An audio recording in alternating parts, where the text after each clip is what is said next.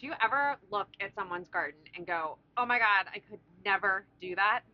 Well, I used to do that. And then I just jumped right in and built our garden beds. And I am sure glad I did.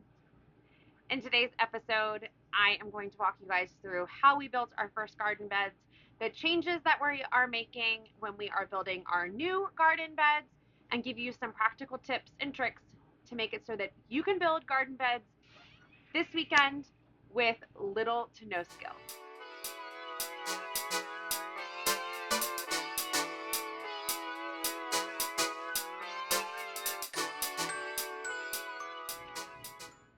We built our, we, me, built our first garden in, I guess it was the winter of 2021.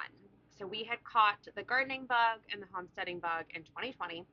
And then over the winter, we spent a lot of time researching and finding things that we could do the coming year. And one of those things was putting in a garden. Now, we did have a small raised, I say small, it wasn't really that small.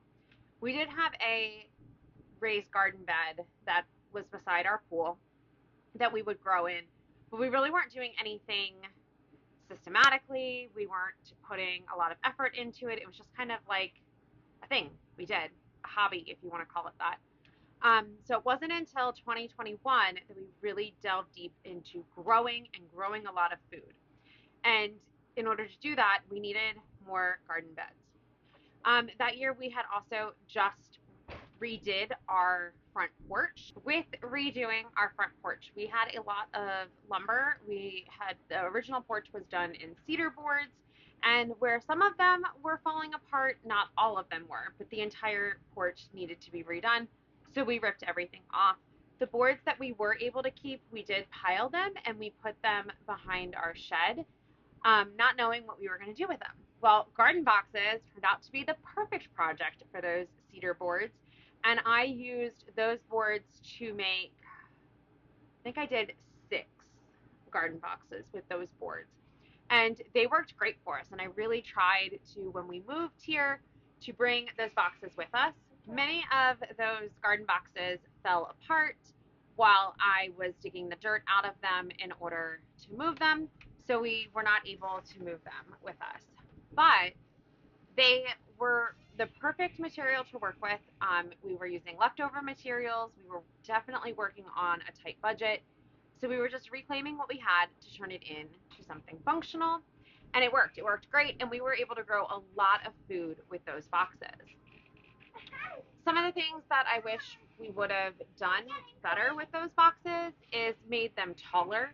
I think they were maybe a foot off the ground, and there's a lot of bending over when it came to working those boxes, but it's something that we took into consideration when we started planning our new garden and building those boxes. For our new boxes here on our Virginia homestead, we chose a couple of different materials.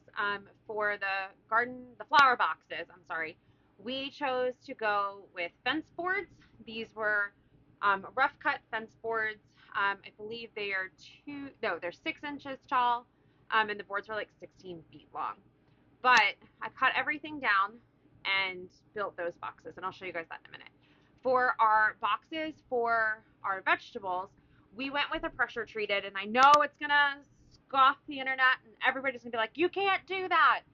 You know, there is a lot of research out there that shows that they have made a lot of improvements and a lot of changes to the way that they preserve wood.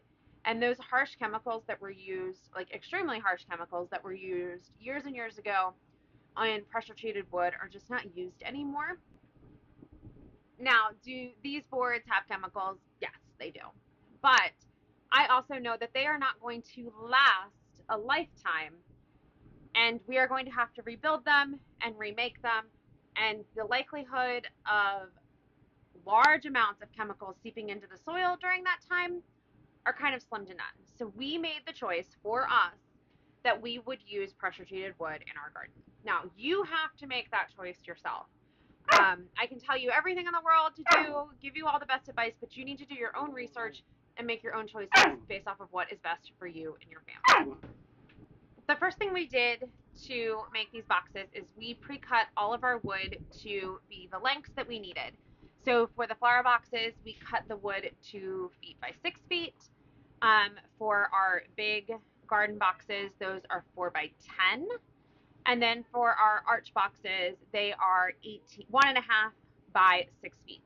So we pre-cut all of our wood to start with.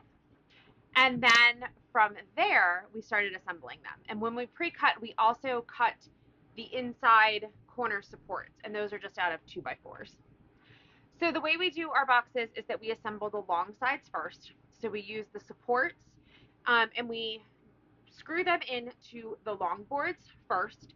A lot of the wood we got was twisted, or it's not twisted. A lot of the wood was just not straight. It was not #1 cut wood. So we did use clamps, and we used the tables to kind of get everything to line up correctly. So we used screws too, the supports into the long boards, and we did both sides. So you do one side and then you do the other. From there, we would then attach the short boards, the end caps.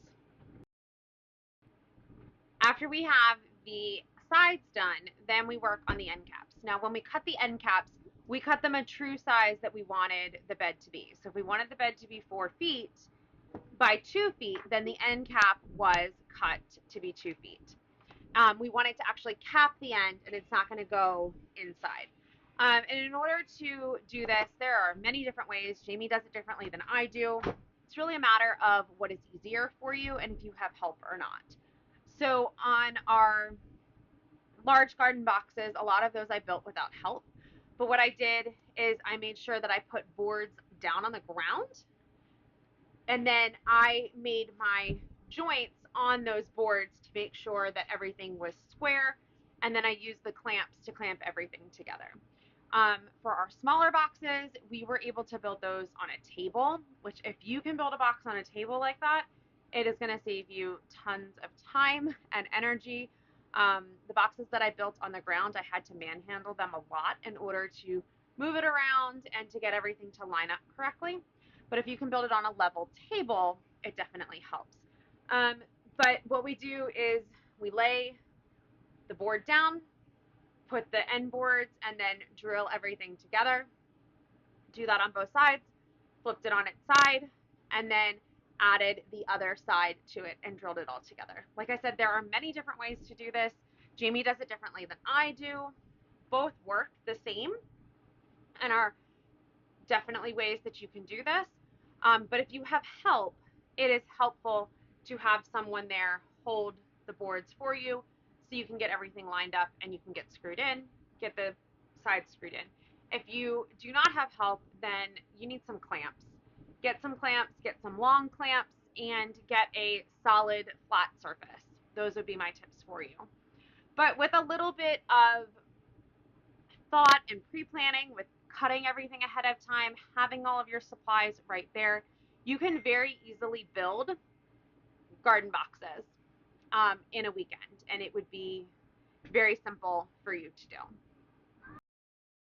While you guys are watching us build some more garden boxes, I want to just give you a couple more tips and tricks for things that you can do.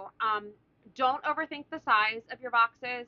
A 3x8 is a good beginner size box, but if you need to make something smaller because the wood you have is smaller, that's fine too. Do what you have. I wouldn't make your beds any bigger than 4 feet wide, just because it becomes really hard to reach the things that are in the center. Your depth of your box doesn't have like a huge impact, but it can, if you're growing things like potatoes that require like deep soil, you're going to want your boxes deeper. So aim for something that's between 10 and 12 inches deep. I grow a lot of our flowers in shallower boxes because they don't need anything bigger than that. And then once your boxes are built, celebrate that. Send me pictures. I want to see pictures of your garden boxes. You can send them to me via Facebook or Instagram. I'll leave all of those handles below for you, or you can email them to me. I'll leave that below for you as well. And then you got to fill those boxes. And I have a great free guide on how to fill your garden boxes on any budget. That is linked below for you. It is a great place to start on creating soil for your garden beds that is going to last a lifetime and not break the bank. So check out this video of us building these boxes. Please leave us comments below if you have any questions, and make sure you get your free soil building guide, Filling Your Raised Garden Beds on a Budget. I'll leave that for you below.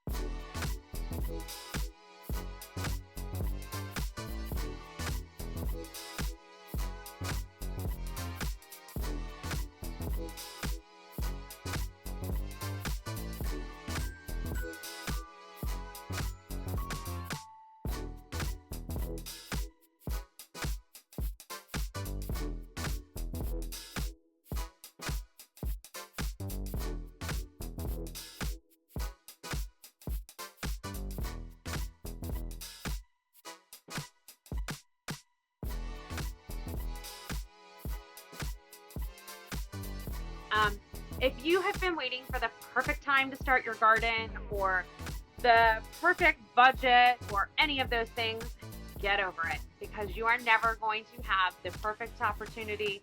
You are never going to have the perfect budget. You just need to do it. And if that means you use wood that's around your house and your homestead and your yard to create these boxes, then do it. If that means you go to Lowe's and you ask for their seconds at a discounted price to make your garden boxes, you do it. Because guess what? Your plants don't care what your garden boxes look like.